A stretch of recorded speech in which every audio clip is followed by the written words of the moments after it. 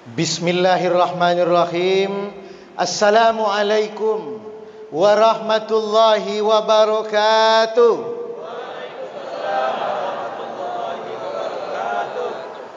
Apa tanda buah kurma enak dimakan di waktu malam?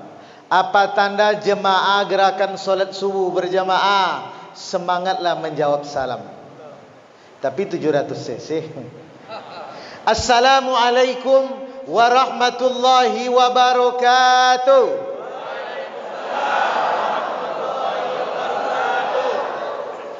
Alhamdulillahilladzi ahyana ba'da ma amatana wa ilaihin nusur. Asyhadu an la ilaha illallah wahdahu la syarikalah wa asyhadu anna Muhammadan abduhu wa rasuluh la nabiyya ba'da. Allahumma salli wa sallim ala Muhammadin wa ala alihi wa sahbihi ajma'in, amma ba'du.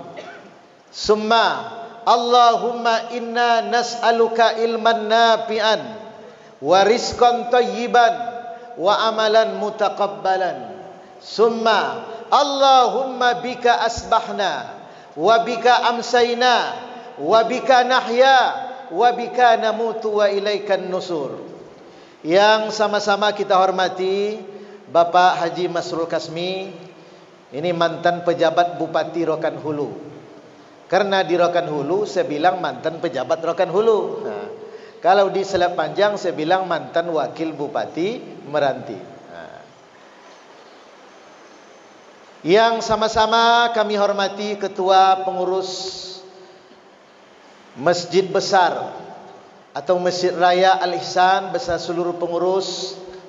Yang kami hormati Ketua Gerakan Solat Subuh Berjamaah, ini Ustaz Johnny Pirgo beserta seluruh tim-tim dakwah yang tak bisa saya sebutkan satu persatu.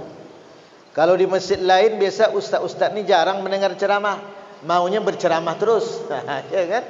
Sekali-sekali subuh berjamaah di Rokan Hulu ini, Ujung Batu ini luar biasa banyak para ustaz guru-guru yang hadir. Alhamdulillah.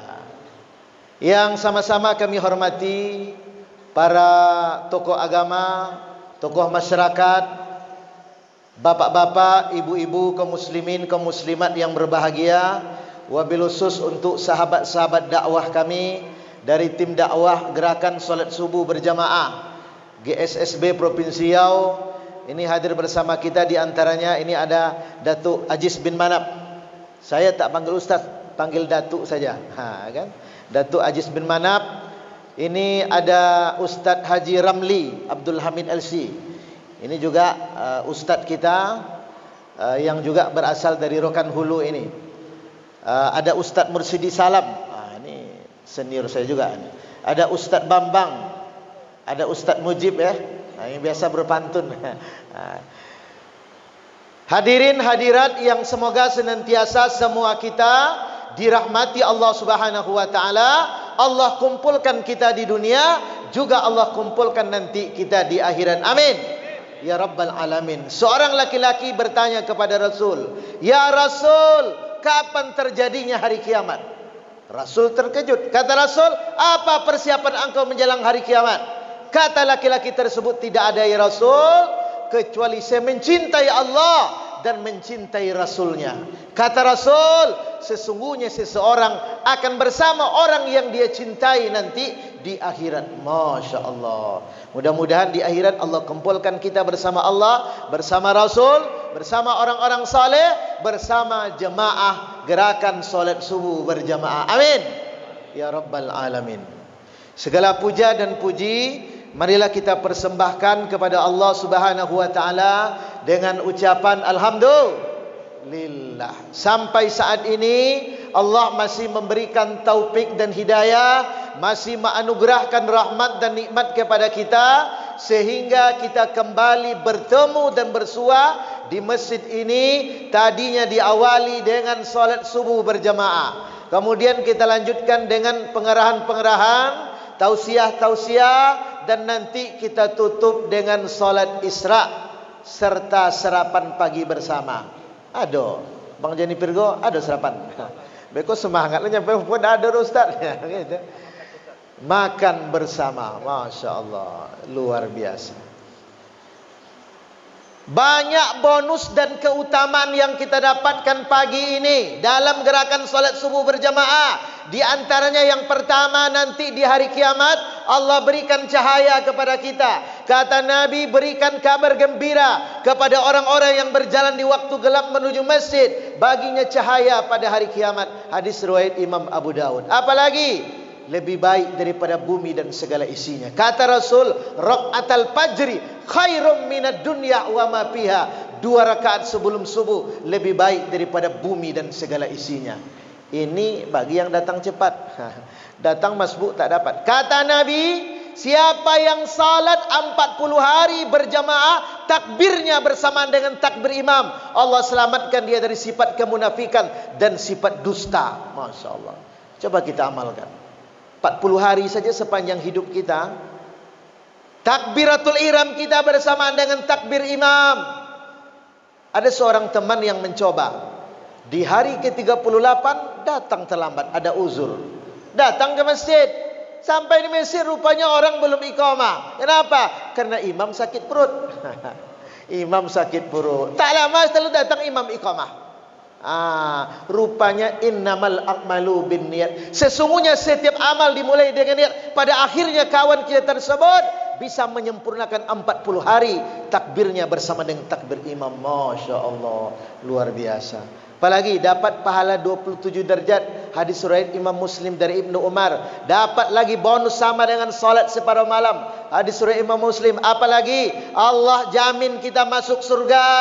Man shalla bardan dakhalal jannah. Siapa yang salat bardan masuk surga. Itulah salat subuh dan salat asyar. Allah hindarkan dari api neraka. Hadis riwayat Imam Muslim. Apalagi Allah jamin kita kepala pusing, badan sudah tua, pergi juga ke masjid, di tempat berwuduk jatuh kita pingsan mati langsung. Kata Rasul, barang siapa yang menjaga salat subuh, fahuwa fi zimmatillah, maka dia berada dalam jaminan Allah. Kita dalam jaminan Allah. Apalagi kita mendapatkan waktu yang mustajab dalam berdoa. Kata Rasul dalam hadis yang diriwayatkan Imam Ahmad, sesungguhnya doa, inna doa la yuraddu, sesungguhnya doa yang tidak ditolak oleh Allah Subhanahu wa taala bainal azan wal iqamah, yaitu antara azan dan iqamah. Pada maka banyaklah berdoa. Setelah azan sampai iqamah kita solat sunat. Setelah solat sunat berdoalah kepada Allah, waktu mustajab dalam berdoa. Masya Allah, banyak lagi yang kita dapatkan. Pahala sama dengan berjihad, ya, menerima ilmu dari tausiah ustaz kita, dimudahkan jalan menuju surga. Apalagi dapat pahala 700 kali lipat. Ini kotak yang diedarkan ini dapat pahala 700 kali lipat. Ada pula kawan lewat kotak impak senyum dia. Senyum kan sedekah ustaz. Senyum sedekah bukan lewat kotak impak. Jumpa sama kawan lama tak ketemu, apa kabar, sehat, senyum sedekah. Lewat kotak impak senyum cuma lupa bawa dompet. Itu sedekah juga tuh, karena lupa bawa dompet. Masya Allah. Salawat dan salam, Allahumma salli ala sayyidina wa habibina wa syafi'ina wa maulana Muhammad. Sama-sama kita sampaikan kepada junjungan alam, payung panji kita sebagai umat Islam, yakni Nabi besar Muhammad sallallahu alaihi wasallam. Perjuangannya dalam menegakkan agama Allah, 13 tahun di Mekah, 10 tahun di Madinah, hingga beliau diusir di kampung kelahirnya Mekah, hijrah ke Madinah. Sekarang kita menikmati hasilnya. Hampir 2 miliar umat Islam yang berada di belahan bumi saat ini. Alhamdulillah. Bapak Ibu kaum muslimin, kaum muslimat yang berbahagia, dunia ini akan bisa menjadi kuat. Indonesia, NKRI yang kita gadang-gadangkan ini akan bisa menjadi NKRI yang kuat, negerinya makmur, rakyatnya sejahtera, ditentukan oleh 4 perkara. Begitu juga Riau yang kita tinggali, Rokan, Hulu, Ujung Batu yang kita diami ini akan menjadi kuat bila bersatunya 4 kekuatan. Yang pertama, karena kekuatan para ulama. Kita yang tinggal 14 abad setelah meninggal Rasul, kita tak bisa berjumpa dengan Nabi. Kalau dulu para sahabat Nabi sayang kepada Nabi, di mana Nabi berada, mereka akan berada di majlis Nabi. Bahkan mereka menampung wuduknya Rasulullah sallallahu alaihi wasallam. Sekarang kita tak berjumpa dengan Nabi, la nabiyya ba'da, tak ada nabi setelah beliau. Yang ada hanya al ulama warasatul anbiya, ulama pewaris para nabi. Maka ulama-ulama yang mewarisi sifat Nabi kita butuhkan hari ini. Yang pertama, ciri ulama pewaris para nabi, harus bisa menjadi pemersatu umat, bukan memecah belah umat. Kata Allah Subhanahu wa taala di dalam surah Ali Imran, dan dalam banyak ayat disebutkan, hendaklah kita umat Islam ini bersatu. Kata Buya Hamka, kalau kalian ingin melihat umat Islam, tengok pada salat Jumat. Tapi kalau kalian ingin melihat orang-orang beriman, tengok pada waktu salat subuh berjamaah. Hari ini, alhamdulillah, Masjid Al-Ihsan ini ramai penuh dan sesak. Alhamdulillah, ini menunjukkan kita bersatu. Ustaz-ustaz di ujung batu mengajak umat melalui gerakan salat subuh berjamaah untuk bersatu. Kata Allah Ta'ala, waqtasimu bihablillahi jami'an wala tafarraqu, berpegang teguhlah kamu kepada tali agama Allah, jangan bercerai-berai. Kita butuh ustaz, ulama, guru yang bisa mempersatukan umat, bersatu dalam usuluddin, pokok-pokok dalam agama, dan toleransi dalam furu'uddin, cabang-cabang dalam agama. Perkara doa sendiri, doa bersama, azan Jumat sekali 2 kali, kita toleransi. Tapi pas ala usul, masalah salat 5 waktu, masalah Nabi, la nabiyya ba'da, tak ada Nabi setelah Muhammad, kita wajib bersatu. Siapa yang berbeda dalam usul, murtad, keluar dari Islam, kafir. Apa contoh? Mengakui ada Nabi setelah Muhammad. Enggak? Di Jakarta dulu ada yang ngaku jadi malaikat Jibril, namanya Lee Aiden. Ditangkap oleh polisi Polda Metro Jaya. Memang hebat polisi Indonesia ni, malaikat bisa ditangkap. Setelah ditangkap turun darjat jadi rasul.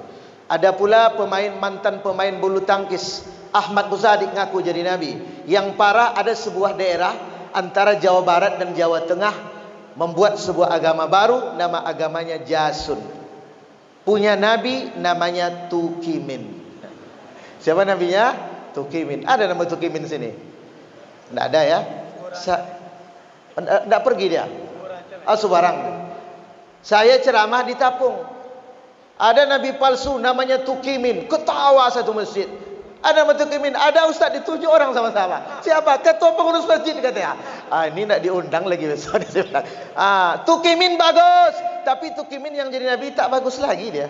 Kalau sudah jadi nabi, Masya Allah. Di India dulu ada namanya Mirza Ghulam Ahmad, bikin agama baru namanya Ahmadiyah. Punya kitab suci namanya Tazkirah, lebih tebal daripada Al-Quran. Na'udzubillah. Ini masalah usul. Salat 5 waktu.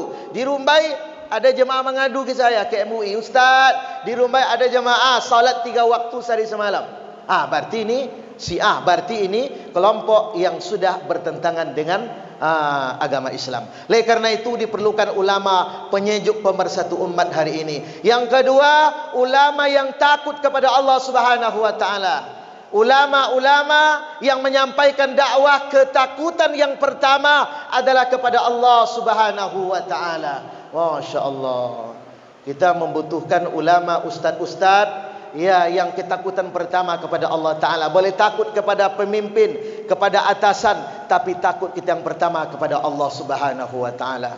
Yang ketiga, ciri ulama pewaris para nabi, harus mencontoh sifat-sifat Nabi. Seorang Nabi pernah dibakar hidup-hidup, namanya Nabi Ibrahim. Seorang Nabi pernah dipenjara, namanya Nabi Yusuf. Masya Allah, banyak lagi contoh-contoh lain. Oleh kerana itu kuatnya negeri ini ditentukan oleh ulama. Masya Allah. Buya Hamka itu imam besar di Masjid Al-Azhar Kebayoran Baru Jakarta. Buya Hamka itu orang Muhammadiyah, ketua Majelis Ulama Indonesia Pusat pertama. Pada salah satu Jumat beliau kedatangan tamu, namanya Ki Haji Abdullah Syafi'i, orang NU, ulama Betawi, datang ke Masjid Al-Azhar. Masjid Al-Azhar azan Jumat sekali. Hari itu jadwal khutbah Jumat adalah Buya Hamka. Tapi Buya Hamka mempersilahkan kepada Ki Haji Abdullah Syafi'i untuk menjadi khatib. Bukan hanya khatib, langsung imam. Bahkan bukan hanya itu, muazzin di setel yang biasa azan 2 kali, sekarang jadi 1 kali. Yang biasa sekali, sekarang jadi 2 kali. Kenapa? Menghormati Ki Haji Abdullah Syafi'i, yang orang NU, yang biasa azan 2 kali, doa bersama, lalu kemudian dan lain sebagainya. Begitu Buya Hamka memuliakan tamunya yang furu'uddinnya berbeda dengan Ki Haji Abdullah Syafi'i. Tapi masalah usul, Buya Hamka lebih memilih mundur dari Ketua Majelis Ulama Indonesia, karena Menteri Agama Alam Shah Ratu Perwira Negara, utusan Presiden ketika itu, meminta kepada Buya Hamka mencabut fatwa larangan Natal bersama. Buya Hamka tak mau mencabutnya. Kata Alam Shah Ratu Perwira Negara, wahai Buya Hamka, kalau engkau tidak mau mencabut, saya mundur dari Menteri Agama. Apa kata Buya Hamka? Kalau begitu tak usah bapak mundur, saya saja yang mundur dari Ketua Majelis Ulama. Semenjak itu beliau mundur, dan fatwa itu masih ada sekarang. Beliau tak mau mencabut. Ini masalah usul, tak boleh main-main. Toleransi kita dengan non-muslim. Lakum dinukum waliyadin. Sebulan yang lalu Pak Masrul, saya diundang oleh Pak Kanwil Kemenak Provinsi Riau dalam sebuah diskusi tentang intoleransi. Dari hasil survei, dan bukan hanya survei, itu sudah jadi fakta, data di Kementerian Agama, Indonesia ada 8 provinsi yang provinsi disebut intoleran, kurang dan belum menerima toleransi. Apa provinsi? Aceh, Sumatera Barat, Riau, Jawa Barat, DKI Jakarta, Sulawesi Selatan, Nusa Tenggara Barat. Lupa saya lagi yang 2. Saya tengok-tengok, ini provinsi semua provinsi hijau. Aceh Islam kuat, Sumbar, Riau, Jawa Barat kuat, DKI Jakarta kuat. Ini saya kira rupanya surveinya di antaranya itu, ini menurut narasumber, andaikan di depan rumah kalian dibangun gereja, apa tindakan kalian? Kalau ditanya ke Ustaz Joni Pirgo, langsung mengamuk itu. Tak bisa. Langsung intoleran. Masya Allah. Jadi toleransi kita tidak bisa diukur dari akidah. Karena akidah lakum dinukum walidin. Toleransi dalam membangun pasar, membangun madrasah, kehidupan berbangsa dan bernegara, seni budaya, politik, pertahanan keamanan, kita wajib toleransi ibadah Allah. Rasulullah pernah menengok seorang pemuda Yahudi yang sakit. Beliau memiliki seorang pembantu dari kalangan Yahudi, anaknya sakit, Rasul pergi menengoknya. Mau pulang, Rasul meminta pemuda tersebut mengucapkan kalimat syahadat. Pemuda tersebut minta izin kepada ayahnya. Ayahnya mengizinkan, Rasul mensyahadatkannya. Begitu Rasul. Rasul pernah diundang makan oleh orang Yahudi, tetangganya. Rasul datang memberi undangan itu. Itu toleransi. Kalau makan-makan boleh, tapi jangan gulai ayam pula makan di situ. Kuali sama, kuali sama. Kalau teh botol boleh dibeli di kedainya. Aqua boleh, kan itu. Kalau Indomie tidak usah lah. Kuali yang dimasak sama tu kan. Masya Allah, itu toleransi. Kita mesti bersatu. Yang kedua, kuatnya negeri ini itu karena keadilan para umara, pemimpin. Makanya gerakan solat subuh berjamaah ini, umara, ulama, umat kita mesti bersatu. Insya Allah. Alhamdulillah ni Bang Masrul ni selalu hadir dalam gerakan solat subuh berjamaah. Termasuk juga Pak Wakil Gubernur. Karena hari ini beliau ada acara, ya beliau tidak bisa hadir. Termasuk juga yang lain dulu, Pak Gubernur hadir, Pak Kapolda hadir, lain hadir. Begitu juga mudah-mudahan di Ujung Batu. Alhamdulillah tu insya-Allah. Insya Allah. Kenapa? Supaya berkah Allah turun dari langit dan memancar dari bumi.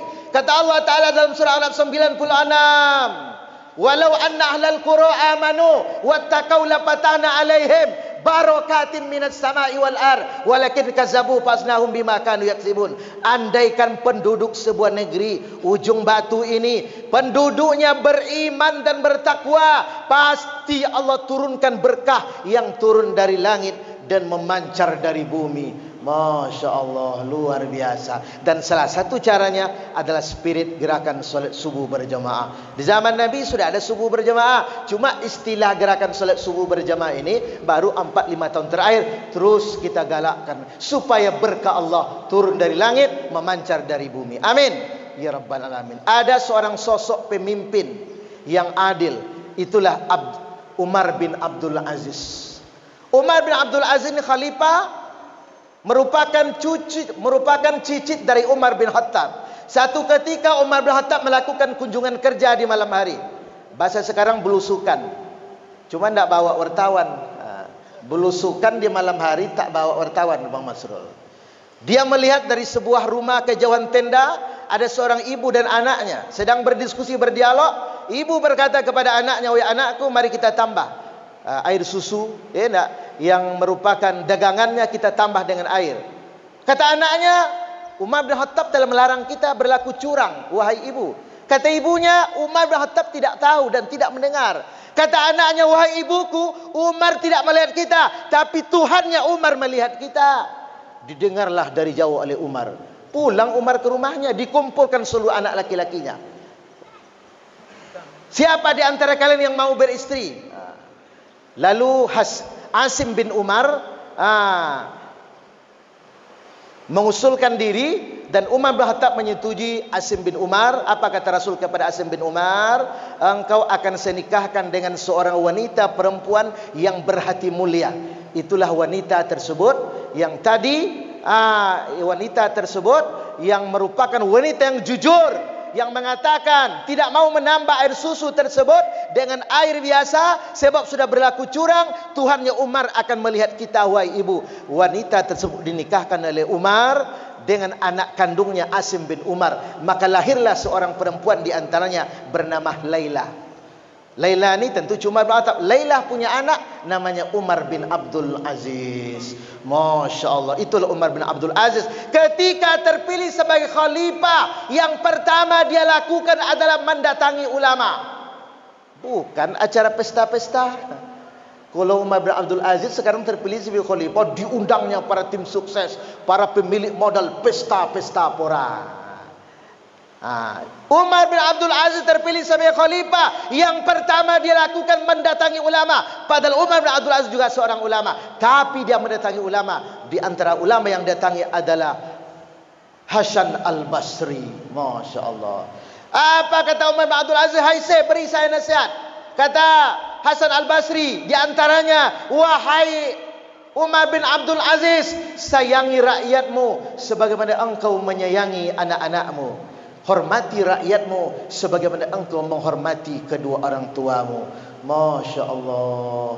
Kalau begitulah pemimpin kita dari pusat sampai daerah, dia menyayangi kita sebagaimana dia menyayangi anak-anaknya.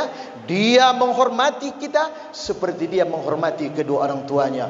Masya Allah. Berkah Allah akan turun dari langit, memancar dari bumi. Amin ya Rabbal Alamin. Rasulullah di waktu beliau di Madinah bukan hanya sebagai Nabi dan Rasul, juga sebagai kepala negara, juga sebagai hakim. Ketika itu ada seorang wanita bangsawan yang bernama Fatimah Az-Zumiyah mencuri emas. Lalu pengadilan Rasul memutuskan dipotong tangannya. Lalu kemudian ketika itu orang-orang dari Bani Mahzum ini, karena orang kaya bangsawan, dia mengutus pembela atau pengacara bahasa sekarang. Tak tanggung-tanggung pengacara. Siapa itu? Cucu angkat Nabi bernama Usamah bin Zaid. Kalau cucu datang kepada Nabi tentu diiyakan oleh Nabi. Datanglah Usamah kepada Rasul. "Ya Rasul, wanita yang mencuri tersebut adalah orang kaya Rasul, orang bangsawan. Jangan dipotong tangannya." Apa kata Rasul? "Celakanya umat dahulu kala, karena yang berbuat dosa itu orang kecil, orang miskin, mereka tegakkan hukum. Tapi bila yang berbuat curang itu, yang berbuat kesalahan itu orang besar, mereka diamkan." Lalu mata Nabi merah. Nabi berdiri. Jangankan lagi Fatimah Az-Zumiyah, Fatimah binti Rasulullah saya yang mencuri, aku akan potong tangannya. Itu adilnya Rasul. Apa kurangnya sayang Rasul kepada Fatimah? Satu-satunya anak Rasulullah yang bisa melihat melepaskan kepergian Rasul waktu beliau wafat hanya Fatimah Az-Zahra. Satu-satunya putri Rasulullah yang melahirkan anak keturunan sampai hari ini hanyalah Fatimah Az-Zahra. Jadi kalau ada yang perempuan kadang pangkal namanya Syarifah atau Saudah, keturunan Fatimah binti Rasulullah. Atau di awal nama ada namanya Habib atau Syed dan lain sebagainya. Syed itu keturunan Fatimah Az-Zahra binti Rasulullah.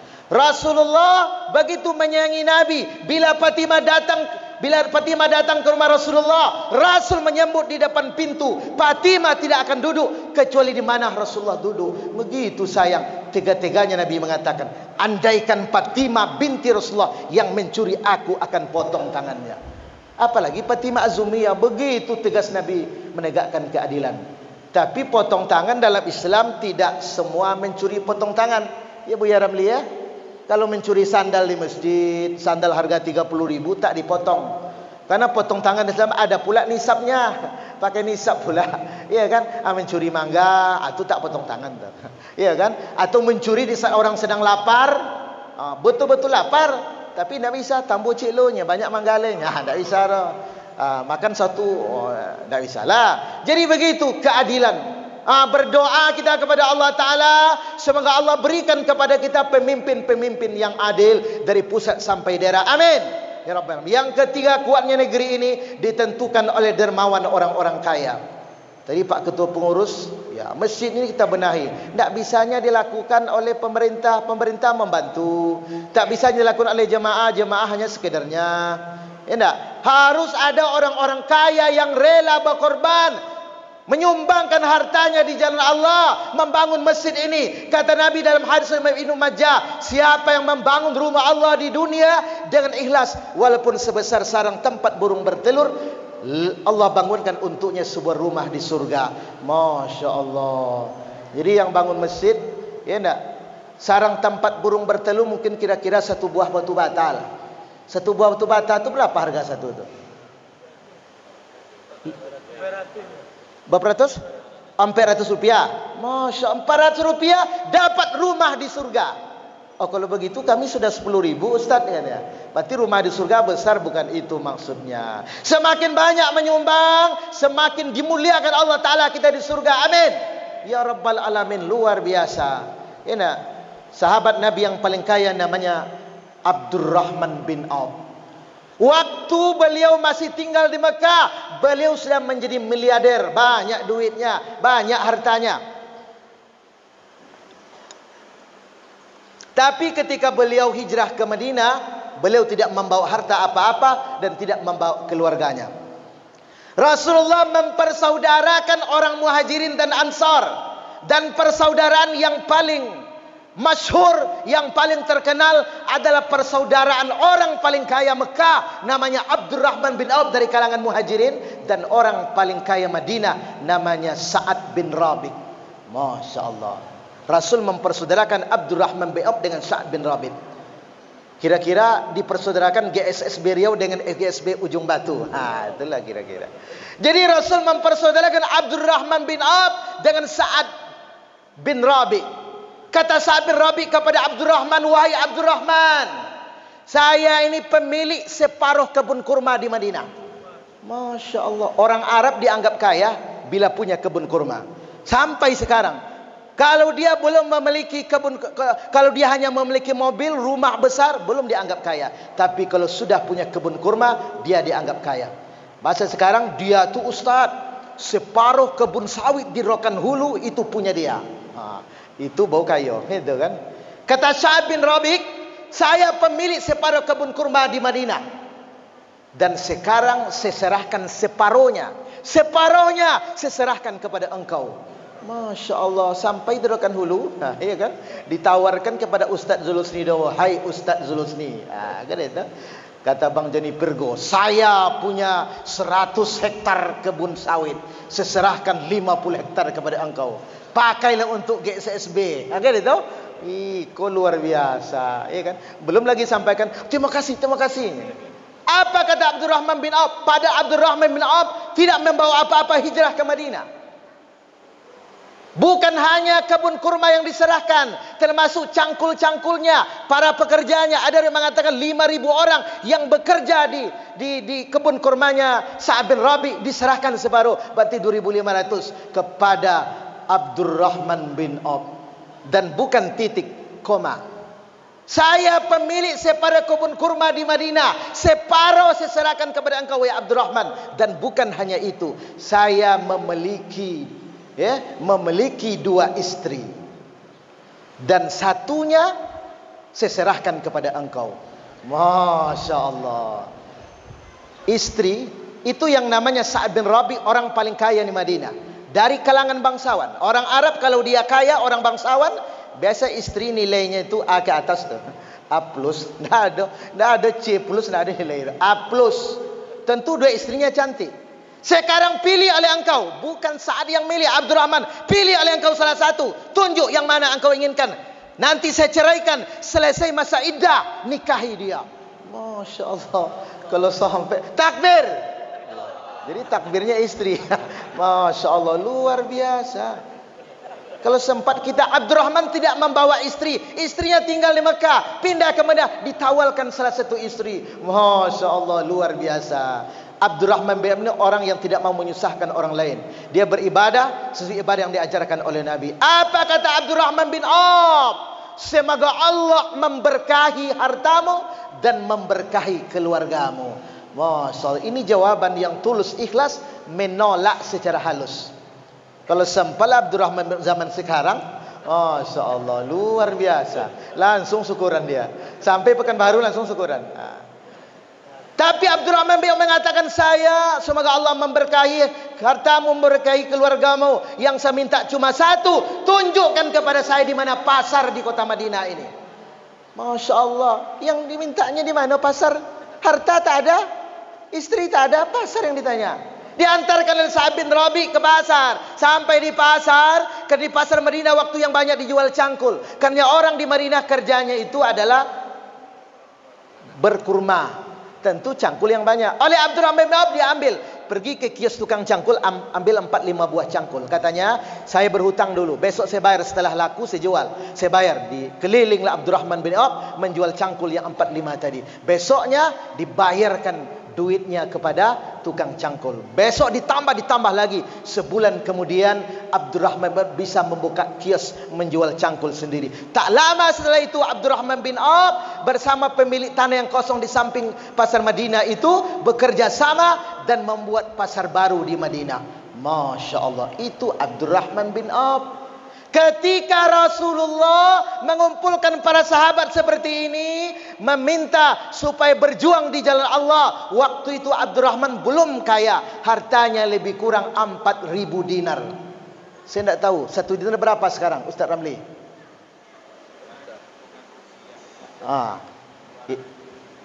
Begitu.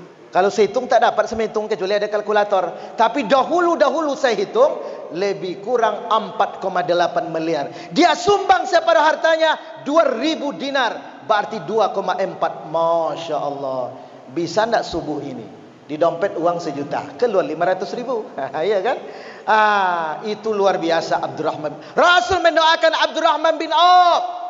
Maka doa Rasulullah makbul. Akhirnya Abdurrahman terus menjadi orang kaya. Ketika perang Tabuk, perang yang terberat dalam Islam, belum menyumbang 300 ukiah emas, hingga Umar bin Khattab cemburu.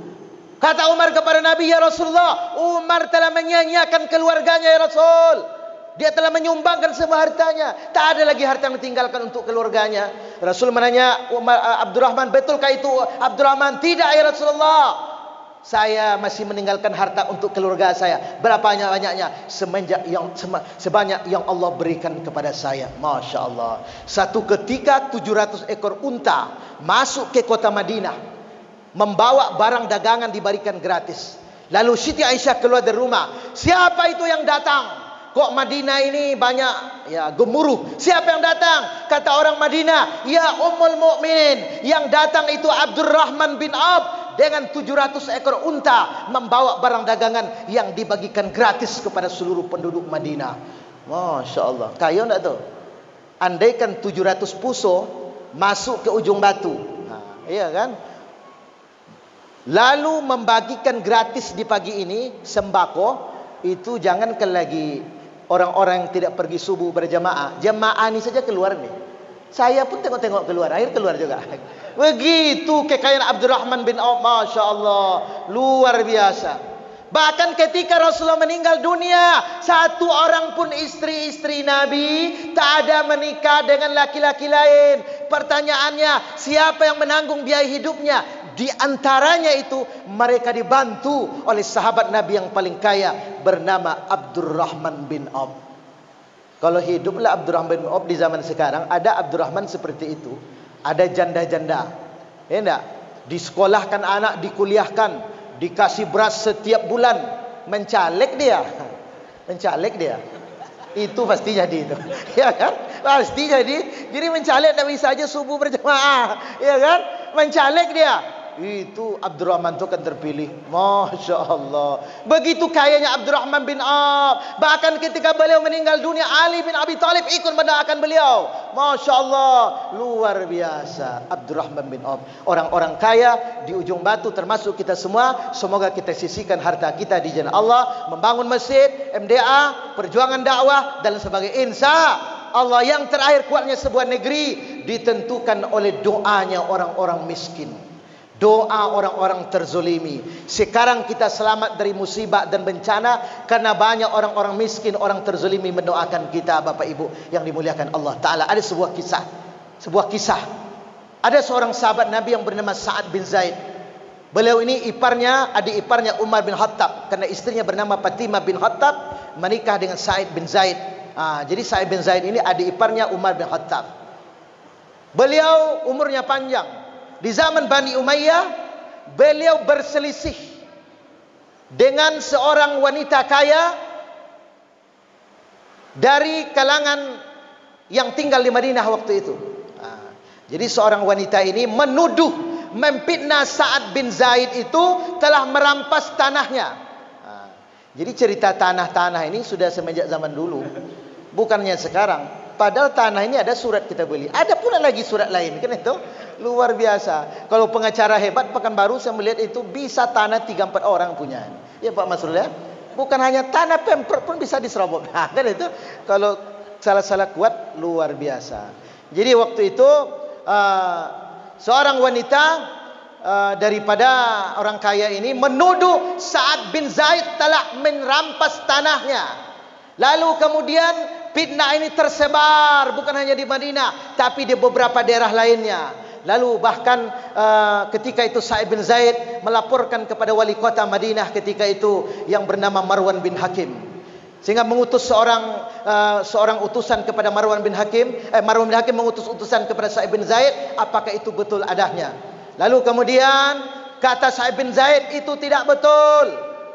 Saya pernah mendengar Nabi SAW bersabda, siapa yang mengambil tanah seseorang yang bukan haknya, walaupun sejengkal, nanti di hari kiamat akan ditimpakan kepadanya 7 lapis bumi dan 7 lapis langit. 1 jengkal. Bagaimana kalau 1,5 hektar itu? Banyak duitnya itu. 1 jengkal yang bukan haknya. Siapa yang itu, kata Sa'id bin Zaid, saya tidak merampas tanah. Lalu kemudian kata Sa'id bin Zaid, dia berdoa kepada Allah Ta'ala, kalau ini tidak benar, kalau ini fitnah, semoga wanita itu buta dan dia meninggal masuk ke dalam sumurnya di tanah itu. Berdoa dia kepada Allah Ta'ala. Tak lama kemudian di Madinah terjadi banjir besar yang belum pernah terjadi. Maka batas-batas tanah itu roboh runtuh. Lalu kemudian tak lama setelah itu wanita tersebut langsung buta matanya. Buta matanya. Lalu kemudian tak lama setelah itu dia pergi ke tanahnya itu, langsung masuk sumur di situ, langsung mati dalam keadaan buta di dalam sumur tersebut. Doa orang terzolimi. Itulah anak Umais, seorang perempuan, lupa saya namanya, tapi nama ayahnya Umais. Wallahu alam. Jadi itulah doa orang terzolimi. Jadi pergi pakai mobil. Mobil ini baru diambil nih, perkara cash atau kredit nantilah. Tapi buat mobil ambil tergeser orang berkendaraan di jalan.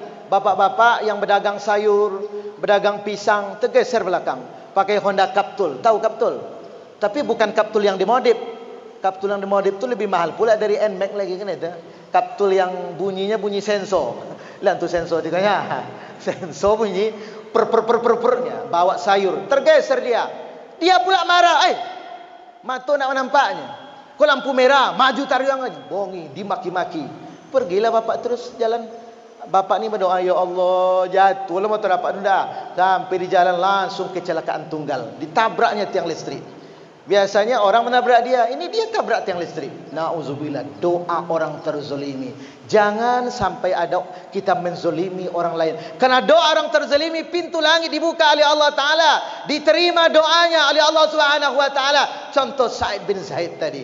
Masya Allah. Semoga negeri kita menjadi negeri yang baldatun thayyibatun wa rabbul ghafur. Kuncinya diantaranya ada 4. Pertama, ulama. Jadi ulama tidak hanya dibutuhkan waktu ada orang meninggal.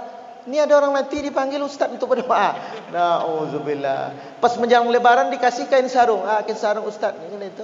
Ustaz jangan hanya dikasih kain sarung. Ya nah, ustaz ni harus dihargai. Tidak ada sebuah pemerintah daerah ni tak disebutkan di mana-mana. Kalau dulu Pemprov dulu ya, itu saya ikut menerimanya. Kan itu ustaz-ustaz dikasih duit. Kapan itu? Menjelang Ramadan. Kalau sekarang tidak ada lagi. Ada sebuah Pemda saya dikasih kain sarung setiap tahun. Padahal orang yang banyak kain sarung tu ustaz.